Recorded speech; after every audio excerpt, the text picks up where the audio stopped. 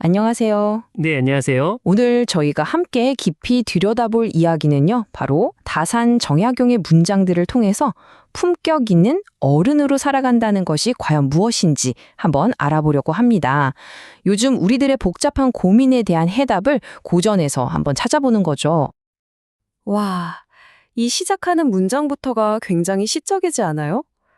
삶이 흘러가고 있다. 끝도 없이. 복잡한 마음과 시끄러운 생각을 들여다볼 새도 없이. 꼭 오늘을 사는 우리들 마음을 그대로 읊어넣은 것 같네요. 맞아요. 정말 쉴 틈 없이 돌아가는 세상 속에서 뭔가 더 잘하고 싶은 마음은 큰데 현실은 뜻대로 안 따라줄 때 거기서 오는 좌절감 아마 다들 한 번쯤은 느껴보셨을 거예요. 그렇죠. 그러다 보면 때로는 주체할 수 없는 분노가 막 치밀어 오르기도 하고 또 오래전에 받은 상처가 아물지 않아서 계속 나를 괴롭히기도 하고요. 바로 그럴 때 문득 이런 질문을 던지게 되는 거죠. 내 마음은 지금 어디 있는 거지? 이렇게 마음의 중심을 잃고 흔들릴 때 우리는 과연 어디서 답을 찾을 수 있을까요? 오늘 저희는 그 힌트를 조금 먼 과거의 한 인물에게서 찾아보려고 합니다. 네, 바로 다산 정약용입니다. 어쩌면 오늘날 우리가 겪는 위기와는 비교도 안 될 만큼 정말 깊고 어두운 절망의 한가운데 서 있던 인물이었거든요. 다산의 삶을 보면 정말 한 편의 드라마 같아요. 임금의 총애를 받으면서 그야말로 권력의 정점에 있었는데 1801년에 하루아침에 죄인이 돼서 저 멀리 강진이라는 곳으로 유배를 가게 됩니다. 그리고 거기서 보낸 시간이 무려 18년입니다. 와, 이 대목을 보면 당시 분위기가 어땠는지 짐작이 가죠. 유배 온 사람을 무슨 독이라도 되는 것처럼 피했다고 하잖아요. 갈 곳 없이 낡은 방 한 칸에 갇혀서 밤낮으로 혼자 앉아 있어야만 했던 그 깊은 외로움과 절망감, 상상조차 하기 힘드네요. 자, 그런데 여기서 정말 믿기지 않는 반전이 일어납니다. 보통 사람 같으면 절망 속에서 무너졌을 텐데 다사는 오히려 내가 드디어 여가를 얻었구나 하면서 기뻐했다는 거예요.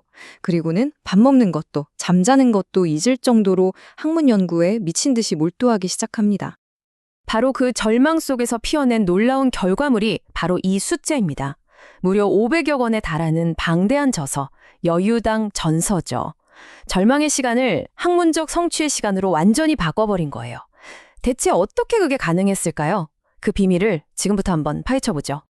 다른 사람과의 관계를 이야기하기 전에요. 다산의 가장 핵심적인 원칙부터 짚고 넘어가야 합니다. 그게 뭐냐면 모든 건 바로 나 자신을 바로 세우는 것에서부터 시작된다는 생각이에요. 네, 이게 다산이라는 인물이 어떤 사람이었는지를 딱 보여주는 대목이에요. 그는 그냥 오래되고 유명하다고 해서 무조건 따르지 않았습니다. 아무리 존경받는 학설이라도 자기 생각에 이건 좀 아닌데 싶으면 의심하고 바로잡으려고 했죠. 다산에게는 권위보다 옳음이 훨씬 더 중요한 기준이었던 거예요. 이게 바로 그 유명한 맹자의 십이지심이라는 건데요. 쉽게 말해서 옳고 그름을 분별할 줄 아는 마음이죠. 다산에게 진짜 알미란 건 단순히 지식을 머릿속에 넣는 게 아니라 이 십이지심을 바탕으로 세상을 바르게 판단하는 힘, 바로 그거였던 겁니다. 자, 이렇게 스스로의 기준을 단단하게 세운 다산. 그럼 이제 다른 사람과의 관계에 대해서는 어떤 조언을 남겼을까요?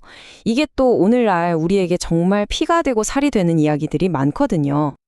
와, 이 비유 정말 기가 막히지 않아요? 관계에 대한 다산의 관점을 한 문장으로 보여주는 말이죠. 군자의 사귐은 맑은 물처럼 담백해서 질리지 않고 오래가지만 소인의 사귐은 처음엔 달콤한 술 같아도 금방 상하고 변질된다는 뜻이에요. 이익을 좇는 관계가 아니라 진실하고 담백한 관계가 중요하다는 거죠. 다산이 두 아들에게 편지로 신신당부한 게 있어요. 절대 가까이 해서는 안 될 사람의 유형. 그 첫 번째가 바로 자기 가족에게 박한 사람입니다. 가장 기본 중에 기본인 가족 관계에 충실하지 못한 사람은 다른 관계에서도 결국엔 은혜를 잃고 배신할 가능성이 높다는 아주 날카로운 통찰인 거죠. 이 비유, 정말 뼈 때리는 말이죠. 바로 말의 무서움에 대한 경고인데요. 우리가 평생 공들여 쌓아 올린 신뢰도 딱 한 번의 거짓말, 딱 한 번에 경솔한 말실수에 와르르 무너질 수 있다는 거예요. 잘 만든 온기라 작은 구멍 하나 때문에 쓸모없는 깨진 그릇이 되어버리는 것처럼요. 다산은 사람의 감정을 날씨에 비유했어요. 이거 되게 재밌어요. 어떤 사람 옆에 있으면 괜히 막 먹구름 낀 것처럼 불편하고 피하고 싶잖아요. 반면에 어떤 사람은 꼭 햇살처럼 따뜻해서 주변 사람들을 기분 좋게 만들죠. 결국 내 감정 상태가 다른 사람들에게는 어떤 날씨로 느껴질까 한번 돌아보게 만드는 말입니다. 친구한테 쓴소리 해야 할 때, 진짜 어렵잖아요. 다산은 자신을 찾아와 거들먹거리던 친구에게 충고했던 경험을 통해서 그 방법을 알려줍니다.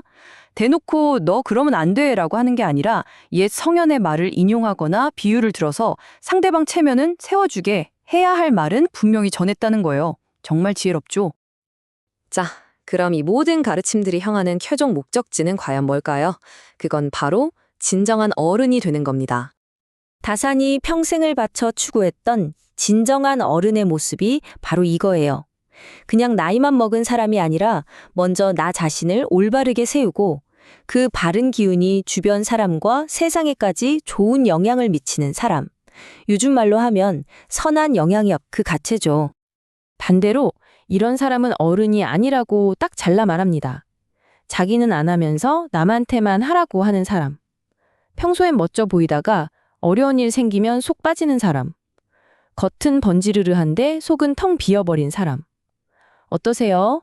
듣다 보니까 좀 뜨끔하지 않으세요? 우리 자신을 돌아보게 됩니다. 결국 다산이 우리에게 던지는 핵심 메시지는 이겁니다. 우리가 가진 아버지, 팀장, 친구 같은 직함이나 이름만 갖는 걸로는 부족하다는 거죠. 그 이름에 담긴 덕과 책임을 다하는 사람, 한마디로 이름값을 하는 사람이 되어야 한다는 뜻입니다. 오늘 이 이야기를 마무리하면서 다산이 우리 모두에게 던지는 마지막 질문을 남겨드리고 싶습니다.